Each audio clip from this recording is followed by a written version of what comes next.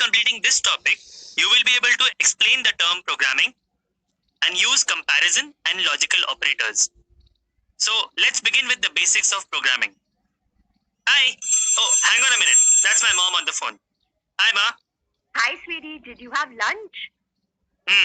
Okay, listen. I want to send photos in my WhatsApp group. Tell me how. Okay. See, in the place where you type text, you will see a paperclip. If you touch that, you will see some icons. Icons? What icons? Can you tell me properly, Pai? Okay. So you will see some small pictures. Whew. Okay. Giving instructions to my mom is really tough. But giving instructions to a computer is much easier. So how would you give instructions to a computer? Using a computer program, of course. A computer program is a set of instructions given to the computer for performing a certain task.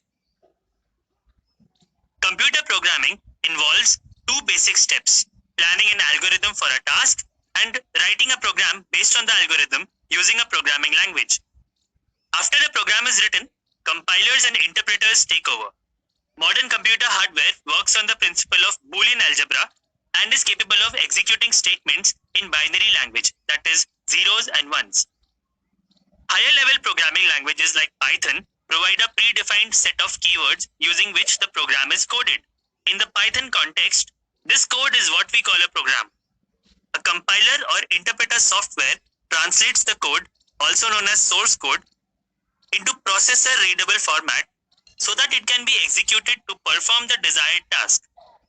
So far in this training, we have learned to execute Python statements in interactive mode, that is, from the Python prompt using the tool idle.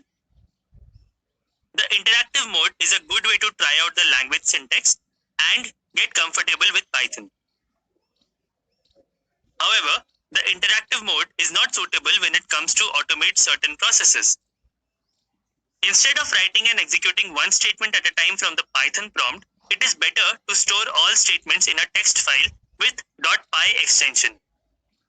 This script is normally known as a Python program.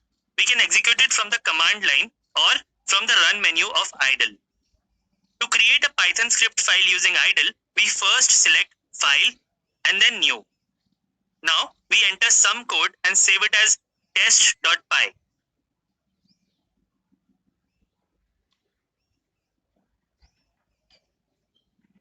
If we select Run and then Run module or press F5, we can see the output of this program in the interactive window. The saved script test.py can also be executed directly from the command prompt. Shown here are the Windows and Linux command line examples to execute test.py. Using the scripting mode provides multiple advantages. You can easily insert, update and delete statements in the script. Code or functions from one script can be imported and used in another script. Scripts also allow you to automate and schedule certain tasks. Let me explain how we can reuse saved scripts and their functions.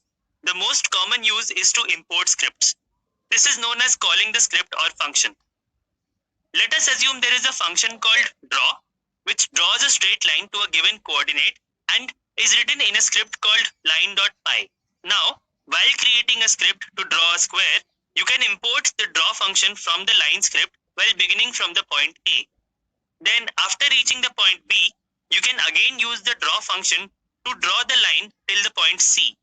In this way, you can reuse the line.py script and its functions whenever required. A Python script can be converted to a self-executable file. In Linux, we use the chmod command to do so.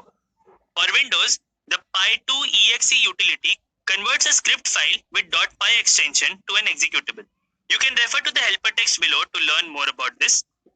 So, this brings us to the end of this section on the basics of programming. You will learn about writing more complex programs and using comparison operators in the upcoming section.